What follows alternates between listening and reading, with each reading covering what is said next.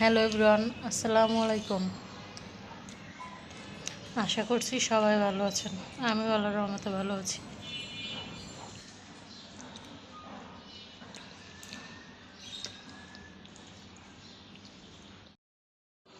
আমি পানি ডাল রান্না করব, তার জন্য ডালটা ধুয়ে একটু হলুদ আর লবণ দিয়ে বসিয়ে দিলাম।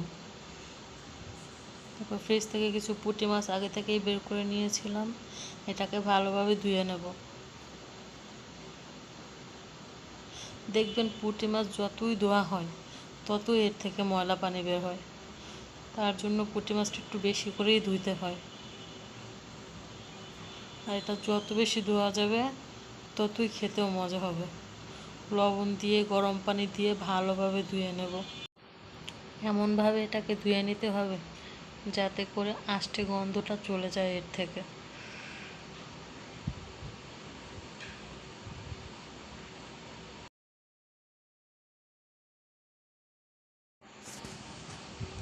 ভালোভাবে ধুয়ে নিয়েছি। এর ভিতরে হলুদ, মরিচ আর লবণ দিয়ে মেখে নেব। মেখে কিছুক্ষণের জন্য রেখে দেব। আমি ডালের বড়া করব, তার জন্য আগে থেকেই ডাল ভিজিয়ে রেখেছিলাম, সেটাকে ধুয়ে এখন ব্লেন্ডার করে নেব। আমি এতে কিছু কলার ডাল নিয়েছি আর নিয়েছি মসুর ডাল।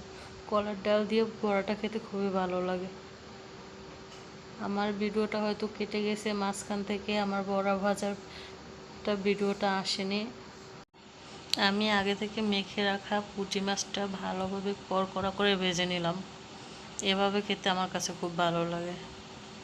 তারপরে আমি এই মাছটাকে সাইড করে কিছু পেঁয়াজ আর কাঁচামরিচ দিয়ে সুন্দরভাবে ভেজে নেব। আর এর সাথে দেব একটু হলুদ আর অল্প একটু লবণ, কারণ এতে আগেই লবণ দিয়ে মেখে নিয়েছিলাম।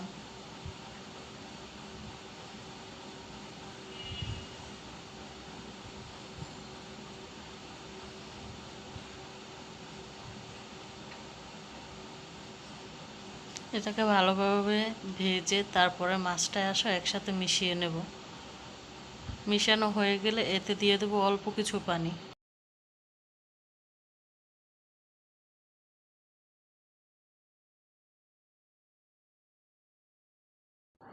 এই পানিটাকে এখন আমি নেড়ে একেবারে শুকিয়ে নেব। হয়ে গেছে আমার পুঁটি মাছটা ভাজা। এখন তুলে আমি রান্না শেষ করে গোসল করে নামাজ পড়ে কোরআন শরীফ পড়ে এখন খাওয়ার জন্য চলে আসলাম। এই তো আমার সব কিছু: পুঁটি মাছ ভাজি, পানি ডাল আর ডালের বড়া। পানি ডালের সাথে এভাবে পুঁটি মাছ ভাজা আর ডালের বড়ার সাথে লেবুর কম্বিনেশন জাস্ট দারুণ, মাশাআল্লাহ। আপনারা ওইভাবে খেয়ে দেখবেন, সত্যি খুবই মজার হয় এই খাবারটা। আসলে সবাই বলে শুধু উপরে ওঠার কথা, কিন্তু উপরে উঠতে কেউ একটু সাহায্য করে না। যদি একে অন্যকে সাহায্য করতো উপরে ওঠা কোনো কঠিনই হতো না, কিন্তু মানুষ শুধু উপহাস করতেই জানে। জানি যে আমার ভিডিও ভালো হয় না, নতুন ভিডিও করি তার জন্য হয়তো হতে পারে। যারা আমার ভিডিওটা দেখছেন তারা চাইলে একটু আমার পাশে থাকতে পারেন।